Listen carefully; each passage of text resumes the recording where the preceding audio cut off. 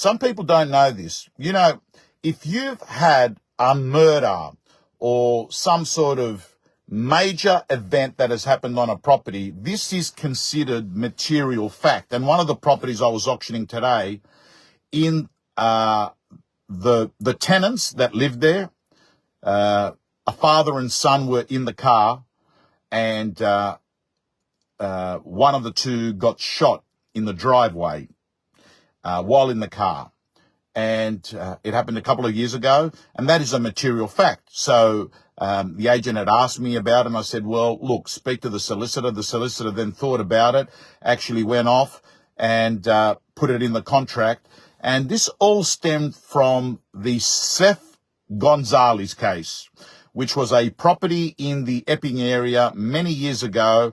So if anyone wants to go Google the story, it's really interesting because it actually set a real estate precedence. And that is, if there is a murder in the house, you do need to let buyers know this guy got murdered. And what Steph Gonzalez did is he murdered his mother and his father in the house at, I think it was Epping, but if it wasn't Epping, it was the suburb next to Epping. And it doesn't matter whether it was Epping or not. It doesn't change the story. What I want you to do is to get the lesson out of it, and that is, if there's been a murder, it is a material fact.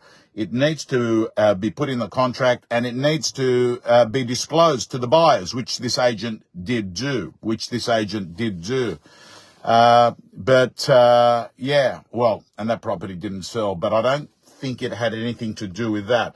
But what happened in, I think, the Steph Gonzalez case is it wasn't disclosed, and I think a Buddhist organization bought the property, found out about it afterwards, and then were able to get out of the contract.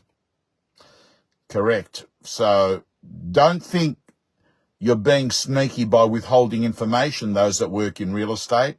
It's actually the right thing to do, because commercially the contract can get rescinded if you were aware of the material information and it wasn't disclosed.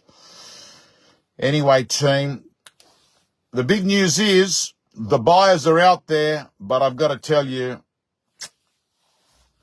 I don't think they're going to be as many buyers going to meet as many new properties that come on the market. I think if you've been a vendor, hey Johnny, hey Gus, hi Paul, hi everyone. If you've been a vendor at the moment in this market, I think you've done well over the last 1 or 2 weeks because of the short supply of stock, and you were selling in isolation, not in multi-competition with a lot of other vendors.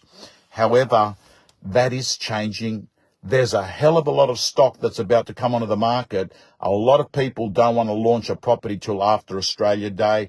Next Saturday, there is going to be a record number of open for inspections, and then we're going to start seeing a lot of auctions take place mid-February.